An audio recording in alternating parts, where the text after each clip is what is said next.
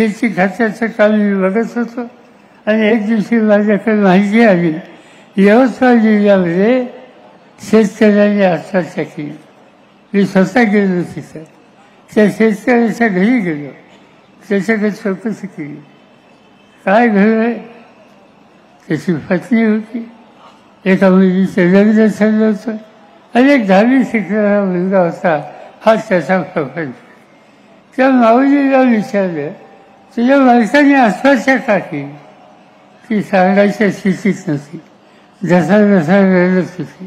मी समजून काढली आणि तिने सांगितलं, काय झालं हे तू आमच्या कानावर काही दुरुस्ती करता येईल तर त्याचा फायदा इतर भगिनी नाही.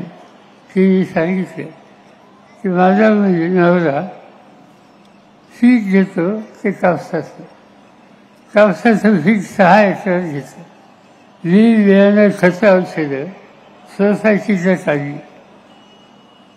पीक सोन्यासारखं आलं, अतिवृष्टी झाली, सगळं पीक गेलं पण सोसायटीचं कर्ज डोक्यावर तसंच राहिलं. दुसऱ्या वर्षी त्या शेतकऱ्यांनी पुन्हा कपाशीचं पीक घ्यायचं सगळं. पहिले पैसे दिले नाहीत, सोसायटीने त्याला पैसे दिले नाही. काय करावं त्यांनी?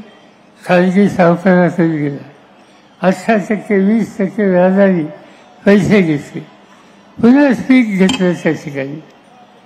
पीक चांगलं आलं पण कापसावर एक रोग पडतो, त्याला लाल्या म्हणतात. तो रोग पडला आणि सोन्यासारखं पीक तेही उद्ध्वस्त झालं. पुन्हा ते डोक्यावरचं होतं आणि ते फेरलं पाहिजे, पण सोसायटीच्या सगळ्याला, सावकाराच्या सगळ्याला. एक दिवशी सावकार घरी आला आणि पैसे देतो का नाही म्हणल्यावर त्याच्या घराची भांडी कुंडी काढली, फेकून दिली. आणि त्याच वेळेला मुलीचं लग्न ठरलं होतं, तो व्याही तिथं आला आणि व्याहाने पाहिलं की आपल्या व्याहाचं भांडी कुंडी घराच्या बाहेर काढली, त्याची समाजात किंमत नाही. त्यांनी लग्न बोलून टाकलं, मुलीचं लग्न बोललं. काय चूक होती त्याची?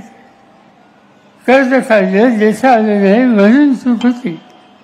परिस्थितीवर हे कसं?